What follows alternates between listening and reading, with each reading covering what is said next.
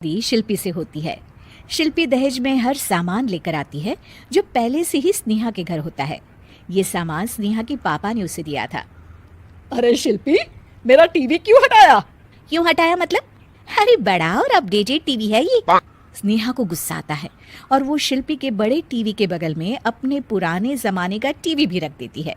बड़ी आई अपडेटेड वाला। अरे बहुत सारी तेरी जैसी बहुओं को जानती हूँ मैं, जो घर से लाए सामान का रौब दिखाती है। ये ना समझ के हम भिखारी हैं। देख ले, हमारे पास भी टीवी है। ओहो, जो करना है वो करो। कोई मेहमान आएगा तो हंसेगा कि एक ही जगह दो दो टीवी। हंसने दे, दुनिया भी तो देखे कि सिर्फ तू नहीं, मैं भी दहेज लेकर आई थी। अब यही हाल हर सामान का हो जाता है। ड्राइंग रूम में एक साथ दो तरह के सोफे रखे होते हैं, एक नया आलीशान तो एक पुराना लकड़ी का। शिल्पी स्नेहा की इस आदत से काफी दुखी हो जाती है। एक टीवी पर रामायण चलती है तो बगल की टीवी में फिल्मी गाने, किसी को किसी की आवाज भी सुनाई ना पड़े वैसे। घर के दूसरे सदस्य भी सास बहू की इस आदत से परेशान हो जाते हैं। एक दिन स्नेहा की बहन उसके घर आती है और घर का नजारा देखकर हैरान हो जाती है। कहीं पुरानी फ्रिज के बगल में, कहीं नई फ्रिज, तो कूलर के ठीक ऊपर एसी। अरे स्नेहा, ये तूने घर की क्या हालत बना रखी है?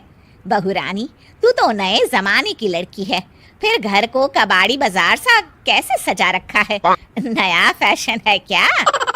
देखिए ना मौसी, माँ जी अपना पुराना सामान निकालना ही नहीं चाहती। वो सोचती है कि उनका ही सामान घर में रहेगा। अरे बहन, तू इस मामले में ना बोल तो ही अच्छा है। मैंने बहुत सी बहुओं को देखा है अपने लाए सामान पर सास को धौंस दिखाते, और मैं भला किसी की धौंस को क्यों सहन करूं? मेरे पास तो सारा सामान है, और वैसे भी क्या कहते हैं, ओल्ड इज गोल्ड। अब क्या था, शिल्पी ये सुनते ही भड़कती है और जोर जोर से चिल्लाने लगती है। वाह माँ जी वाह, जरा अपना सोफा तो देखिए, ऐसा लग रहा है खुदाई से निकला है लकड़ी का। और मेरा सोफा देखिए कैसे लेदर की चमक और गुदगुदा सा है। अरे आपका तो पुराना धुराना सा है।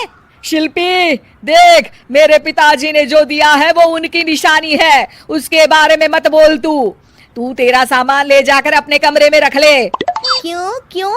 मैं अपना सामान क्यों कमरे में रखूं? और जो मेरे ससुराल आए वो यही कहे, ओ कितना ओल्ड फैशन घर है। दोनों की बहसा बहसी में मौसी सर पकड़ लेती है। तुम दोनों जब देखो तब लड़ती रहती हो। मैं तो चली किचन में बादाम का शरबत बनाने। सुन, बादाम का सिलबट्टा जो मेरी माँ ने दिया था उसमें पीस लेना।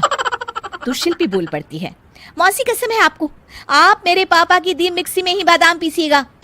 खैर, मौसी तो जाती है किचन में, लेकिन ड्राइंग रूम में सास बहू की बहसा बहसी जारी रहती है।